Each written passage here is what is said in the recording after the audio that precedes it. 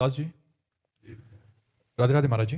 महाराज जी, जीवन में कोई ऐसा अपराध हो जाए जो खुद की नजर में भी अपराध हो और फिर बाद में उसका एहसास होने के बाद पश्चाताप होने लगे और अंदर से संकल्प हो कि ये ऐसा दोबारा अपराध नहीं होगा, तो महाराज जी क्या प्रभु क्षमा करके पुनः कृपा प्रदान बिल्कुल क्षमा कर देंगे, बिल्कुल क्षमा कर देंगे आपको। अब पश्चाताप करने की जरूरत नहीं है, अब नाम जप करने की जरूरत है। नाम संकीर्तनम यस्य सर्व पाप प्रणाशनम। भगवान के नाम में बड़ी सामर्थ्य है। आपसे ही नहीं, कोई यहाँ ऐसा नहीं बैठा जिससे गलती ना हुई हो। कोई ऐसा नहीं बैठा, क्योंकि भूमि परत भा ढाबर पानी तिम जीवई माया लपटानी। हम सब माया ग्रसित जीव भगवान की करुणा, गुरु की करुणा से कुछ लड़खड़ाते हुए परमार्थ पथ पर चल पाते हैं। लेकिन अगर कहा जाए गलती सबसे होती है, सबसे गलती होती है। भगवान क्षमा करते हैं। भगवान कहते हैं सर्वधर्मान परित्यज्य मामेकम शरणम व्रज अहम त्वाम सर्व पापेभ्यो मोक्षयिष्यामि मा शुचा।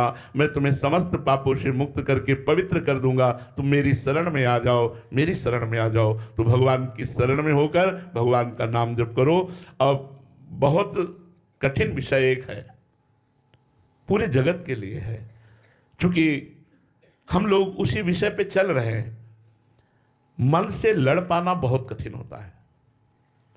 बाहर बड़े बड़े युद्ध हुए जिनकी महिमा का वर्णन हुआ है, बड़े बड़े इतिहास में युद्ध हुए, लेकिन जो युद्ध मन से होता है वो सबसे बड़ा युद्ध है। और मन में दुर्वासनाएं बसी हुई हैं बहुत जन्मों की। खुली बात समझना, हम एकदम बिल्कुल मन की पन्ने खोल के कह रहा हूं, क्योंकि उसी को पढ़ता रहता हूं। मन में दुर्वासना मम सदा परिकर्षयन्ति। दुर्वासनाएं हमको खींचती रहती भोगों की तरफ। और मन में इतनी प्रियता है कि इसकी बात को हम काट नहीं सकते।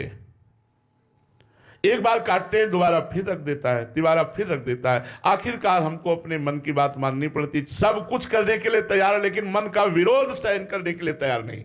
यही साधक परास्त हो जाता है। और जिसने मन से ममता हटा ली और मन का विरोध करना सीख गया और मन को अपने अधीन कर लिया, वही परमात्मा को प्राप्त कर लिया। इतनी प्यार भरी बात मन से हमारी है कि कसम खवा लो, मन ने गलत क्रिया कराई, हम बिल्कुल छुपा जाएंगे, और जबकि इसकी पोल खोल देनी चाहिए, तब ये ठीक होगा।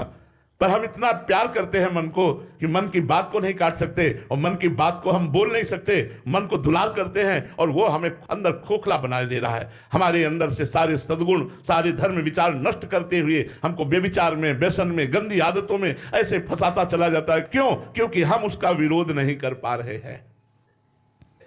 उसके विरोध करने पर वो इतनी व्यथा पैदा करता है, अशांति पैदा करता है कि ऐसे लगता है कि फिर यार इसकी बात मान जाओ, काहे को इसका विरोध करो। तो साधक फिसल करके भोगों में चला जाता है। इसीलिए भगवान ने गीता जी में कहा है